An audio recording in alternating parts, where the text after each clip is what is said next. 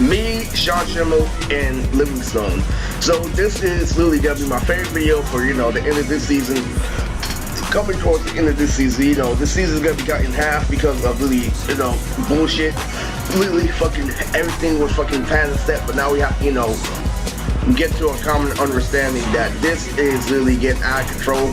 So this is reflecting off the Camp Sweeney, you know. So who is Livingstone? Livingstone is somebody who I beat his very first battle, and he really wasn't up there, but what I think he was is he was an outside viewer.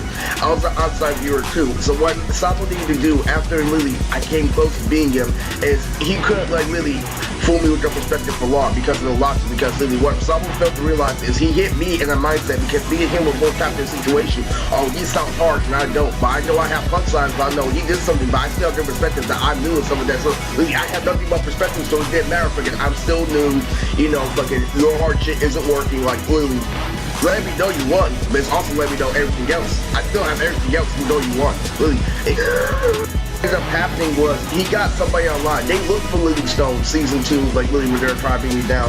What ended up happening was I didn't really talk much. Literally I was the outside viewer. When people get into conversations like, yo, how come it was Beyonce that got Lily famous before Kelly Rowland? Because Beyonce was the one who was light skinned.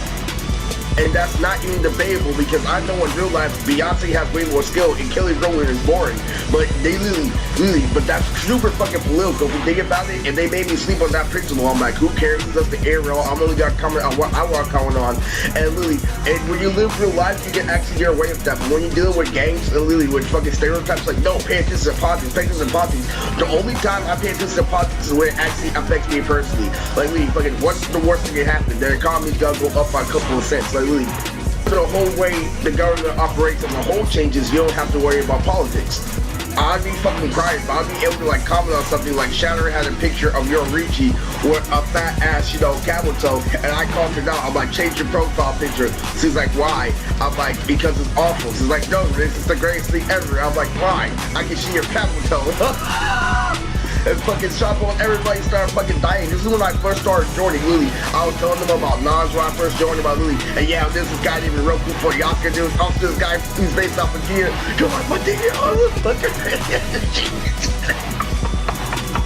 was very hyped and very energetic and very knowledgeable about anime. And I wasn't too much of a shit talker, but I showed tons of skill and stuff like that. I showed knowledge of anime skill and showed that I was great to get along with others. So it went from that to like Lily. So what ended up happening is I called someone out and Lily, I'm like, what's up, Sabo Doodoo? And like Lily and stuff like that. He's like, excuse me? I'm like, Lily, how do you feel like you can talk shit when I'm a newcomer? He's like, hold on. How do you feel like you can talk shit when Lily fucking you barely know me and stuff like that, Lily? And so I'm like, it's because you say you barely know me as well. I'll whoop you in a rap solo Sabo. If it was an anime discussion, most definitely I would kill that shit. Like literally, there was this time where I asked, has there ever been a Haku versus Grey? Haku versus Grey was based on a request that I asked in the beginning when I first joined. That's why I asked Make Your Boy if you want to do the battle. All fair and done, like literally, that's never been done before. Literally, fucking crazy ass shit. Literally, great introduction, like literally, get the longer people vote. That's when it started happening, when they started talking about the Roman Empire. So what would happen if literally fucking we went through a fucking nuclear explosion, but people still had the mindsets today, and fucking Steelzo's all like, well, we're human, we're busy out there adapt and stuff like that. And I stayed solid doing those conversations, and everybody at the time, you know, please call me fucking, oh, you don't care about Ebola, you don't care about this, you're not a grown ass fucking man. Yeah, go watch your fucking cartoons, don't actually watch them for the right reason, and don't have anything else other than watching cartoons. They really, and now you're wondering why you don't get girls there, so this is that.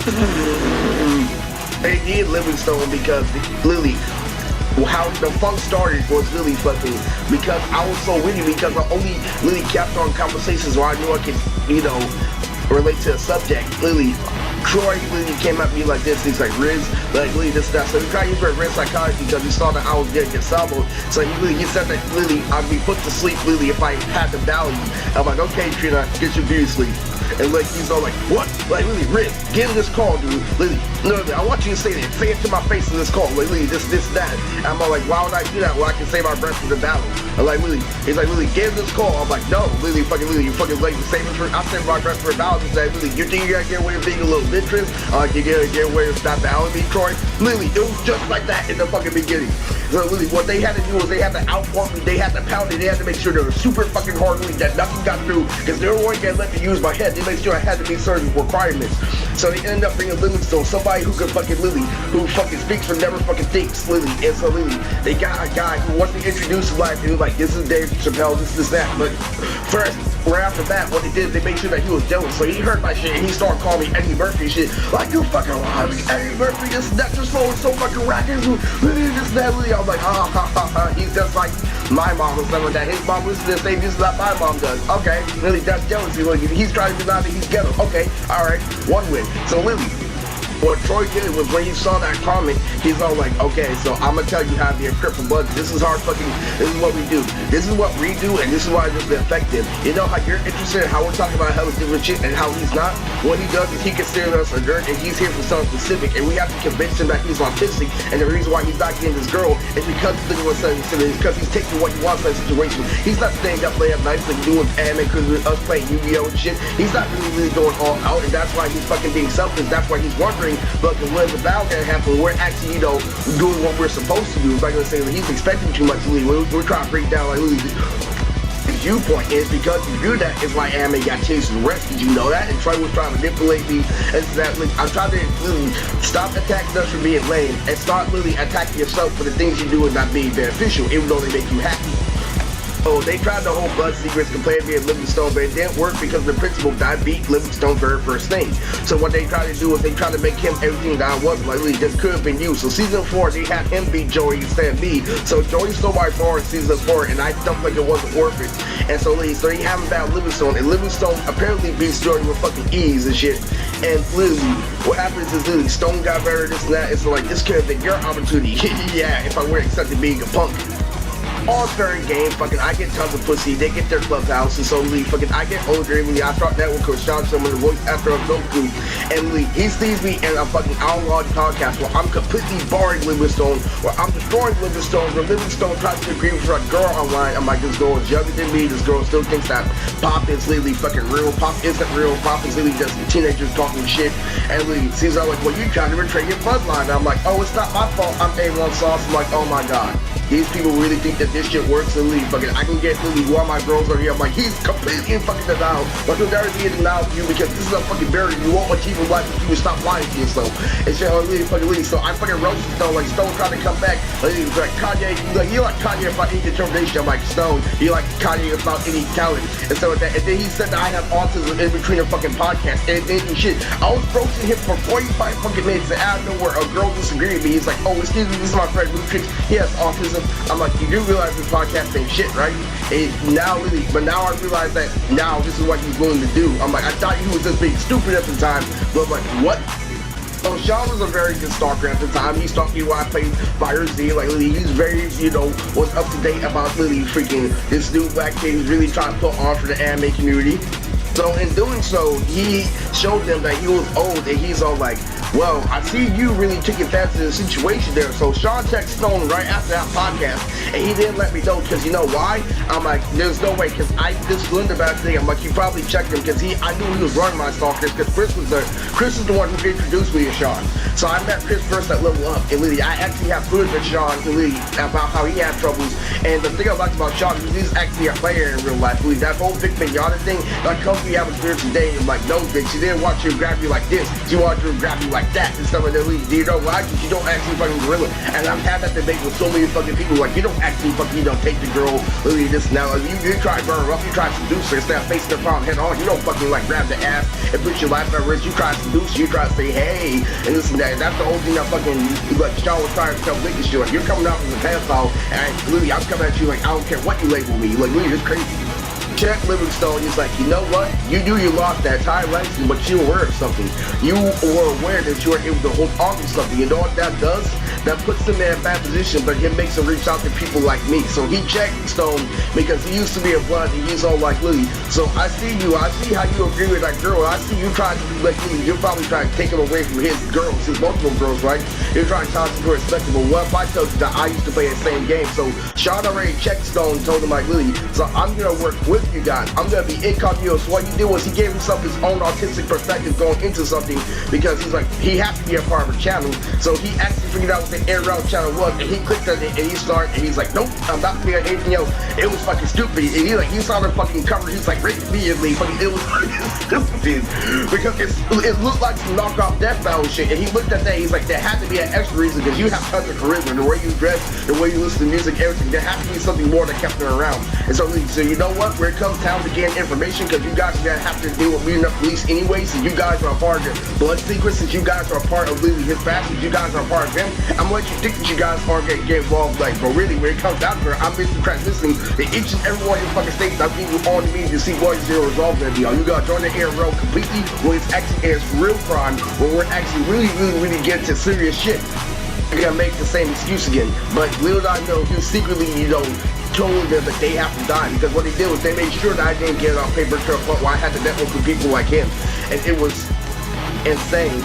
Because what he did was he knew that my year was coming up, when they compare you to the first year they introduced you to gangs and shit. So what ended up happening is he told fucking Sean Lily. So I'm gonna tell you this. You see how you try to trap him with perspective, but he's already a grown man, and you try to say, look at this and that, even though you beat me this and that. I used to go do the same thing because my friends used to belittle my girlfriends whenever they forced me to learn how to get them. They told me how to do the same thing with the voice that he did with you. Lily, he said everything over and over again, like Lily, just telling her Lily, and I got into a whole bunch of gang fights. I learned how to box my face, and they all like Lily kept me away from women, and they made me reconsider my woman too. And I went to the same place that he did. I went to a group home, Lily. I had to learn how to use a gun. I had to learn how to fucking dodge a bullet. I had to learn how to do everything at when I was Christ-like at a young age and shit. And what infuriates Sean is that I have way more discipline as an adult with his process. Because Lily, if you compare me to fucking Sean when he was fucking 26, he was getting into game fights, cover bar fights, Lily, when Lily, he just got blessed by fucking voice acting school. Like, Lily, yeah, second chance with God, you fucked it up, Lily. Fucking pretending to be James Bond, fucking Lily. Being a superhero to his girlfriends that used to reject him and shit. He used to be fucking crazy. But he was also a hero to the perspective that all his friends weren't getting pussy at all. Lily, he was able to, I believe he was able to keep up a persona where he dealt with all his friends that were still faking to get pussy, or he was getting pussy when they're the ones who set him up. They were so fucking complex. Like, Lily, there was this girl who was close to him that used to make fun of him, right? Like how little mom used to make fun of me. So what Sean did was Lily, he went and Lily saved her, and Lily freaking did a whole bunch of crazy shit, and he didn't know the people who set him up for her were still virgin. He was Lily, because he was getting played at the time. How else was he able to like Lily to confound them, Lily dodging bullets and shit? So what happened was this. So Lily fucking like Sean really outsmarted them all, and he's all like, they try to dumb down my girls, it's like you try to dumb down his, but guess what happened? You try to say that this is gonna be like Lily, the worst year of your life if you don't comply with Lily. What you're gonna do is you gotta understand that he understands shit at a grown man level. So I'm gonna get to Valentine's Day special, like Lily fucking in the mid, like Lily, cause Lily, here's a fucking debate. This is all to shut people up, because people kept on comparing this year to 8th grade.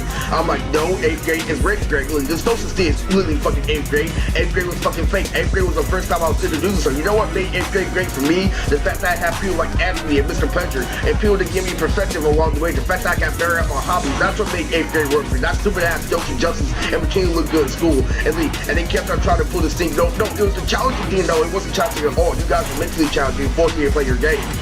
Sean knew that they were gonna replicate it. He didn't know what happened specifically, but he knows that's how games work. What they do is they introduce you to what games have to offer. Like they do the little things I do with my hands and they show you like little dance moves here and there, but that's when you're a little kid, but they show you in bits and pieces when you're already dealing with life.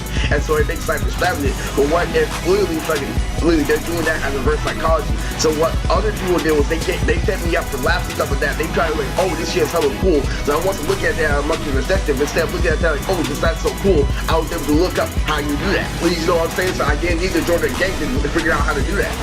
What happens if I can do the starting reverse psychology, put my pinky in the air, literally fucking one time, literally to a random time. You see this fucking black guy with fucking fly out, putting his pinky in the air for the first time, and you're getting things out the most ghetto shit in the world. What happens if I can do that at will? If I can do that over and over again when I'm an adult? Then 8th graders have no point, right? So I was doing that at the beginning of the year, and so he tried to say the whole reason why you said that really bitches wanted to have fun at 8th grade is because you want to let them hang out with them. You wouldn't let him actually have experience with them. You only let him and treat them like their sons because you wouldn't let them do everything else. And they did the same way. So guess what happened? Where I killed all their my fucking friends who caught my beef from my girl, who did this and that, who really made sure that I had the perspective that girls weren't shit unless I was going through shit. And guess what happened to them? I killed all of them with the same gun that they introduced me to, and they all turned out to be virgins and shit. So I'm gonna let you guys think you guys have a chance to fucking live, but I'm gonna torture their perspective. So here's what I'm gonna do.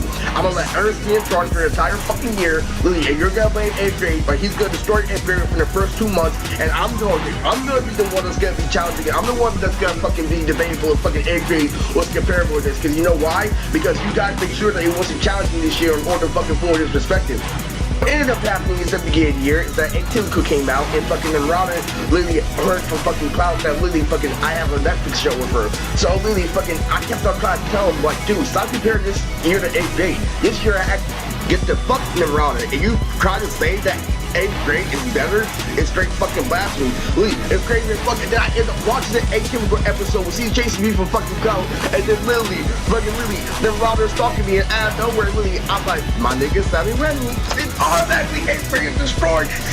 So Alex and Livingstone and Armando were all checking the dopamine level because they played off the dopamine video. I'm like, the whole reason why I told you not to play off the dopamine video was the principal Arturo was doing wrong and going into a whole bunch of troubles and getting in trouble what he was doing, there are consequences that come with it, not the dopamine. I kept on telling you, they're actually got pay attention to that. So guess what ends up happening when they have the fucking meeting, and they how's he having so much fucking fun? But I was fucking hacking my fucking phone, and Roddy was trying to see what my new music was, and I was playing Bittersweet by Kanye West.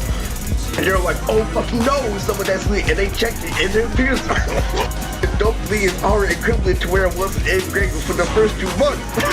But all jokes aside, the reason we cut that was because I'm a very resourceful person. I'm also a very caring person. So no matter what you did, I was sober the entire time, and I was still able to fucking destroy 8th grade It started off with me watching Atypical Jay in Georgia and working on the Valentine's Day special. I was also listening to Eurovision music, school R&B here and there, like Jeffrey Osborne and Michael Jackson at times.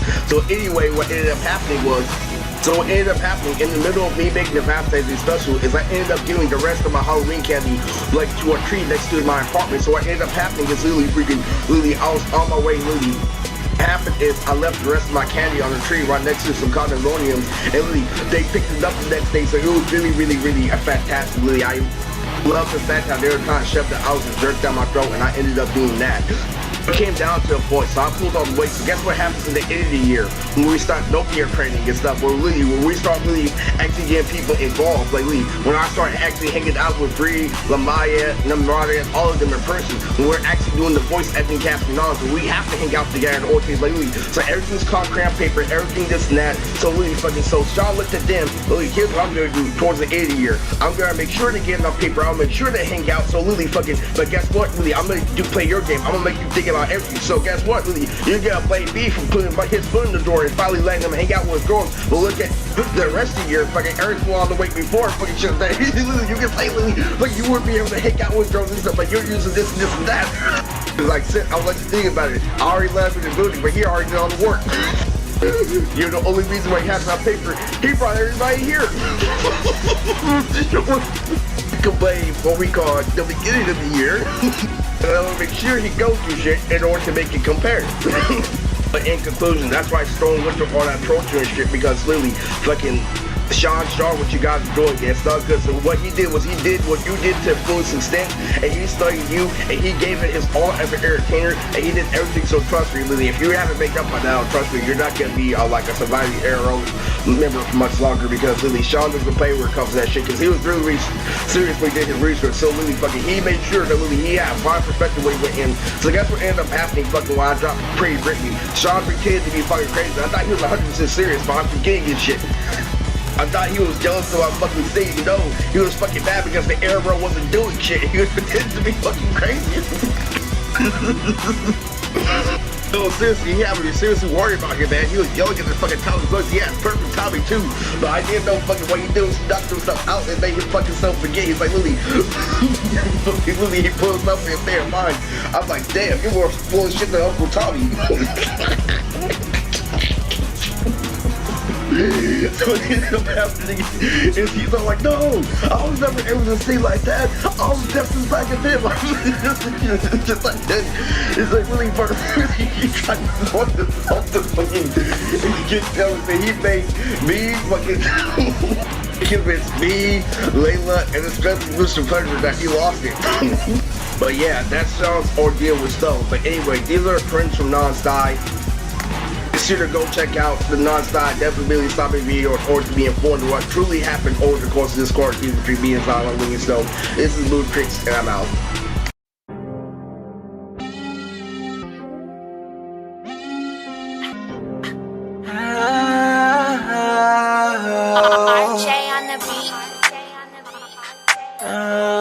Cave City Entertainment.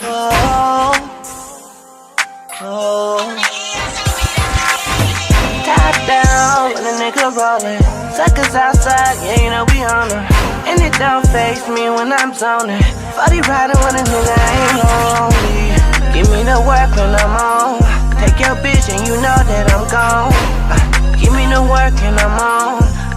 Take your bitch and I'm gone. I'm staying humble, word to sneak, but bitch, I'm paranoid. It's Cave City, Bedrock Gang, but nigga, this ain't Lloyd. You just said we send out shots y'all niggas can't avoid. And throw the setup while we skirt off in a Rolls Royce. Ghost, nigga, like Danny Phantom or something. My little brother passing the seat, handgun on his stomach. We still blunted, best in the city, it ain't for discussion. You just said it got repercussions, that ain't in your budget. Stupid. Drop the top when I slide through that 40 spit Hadouken. So I caught a Glock, ride you. Sleeper with the eye patch, 10 chains with the gold too. Murder was the case and you told that shit on Pro 2. Whooping on your niggas, that's something that you don't do. Getting to the bag, we ain't worried about no old news. Beefing over bitches, that's something that I won't do. You catch me in the drop, bending corners in the old school, nigga. Bust down. Top down when a nigga rollin'. Suckers outside, yeah, you know we on her. And it don't faze me when I'm zoning. 40 riding when a nigga ain't lonely. Give me the work when I'm on. Take your bitch and you know that I'm gone. Give me the work and I'm on. Take your bitch and I'm gone. Suckers outside, saying with the shit. If they really want me dead, then why they ain't do it shit? 45 with me, the blicky go through your neck. If niggas wanna start a war over the bitch, that's a bet. Get to work, I'm gone in a minute like Nicolas Cage. Bitch bad, Angelina Jolie in the face. I'm freaking the lace, and Shawty Cardi B with the cakes. She ain't trippin', she cool with coming second to Frank. No, I can't stand you. If you the type of nigga to turn down the bag to go be with a bitch, I can't stand you. If you the type to get a hand down, lose the money cause it couldn't be flipped. Ay, Caroline, just so I could get my money up. bitch, if you ain't getting money, you can't get involved with me. If she ain't talking money, tell her shut it Ay, up. bitch, shut your mouth and get in this car. Top down when a nigga rollin'. Suckers outside, yeah, you know we on her. And it don't faze me when I'm zoning. 40 riding when a nigga ain't lonely. Give me the work when I'm on. Take your bitch and you know that I'm gone. Give me the work and I'm on. Take your bitch and I'm gone.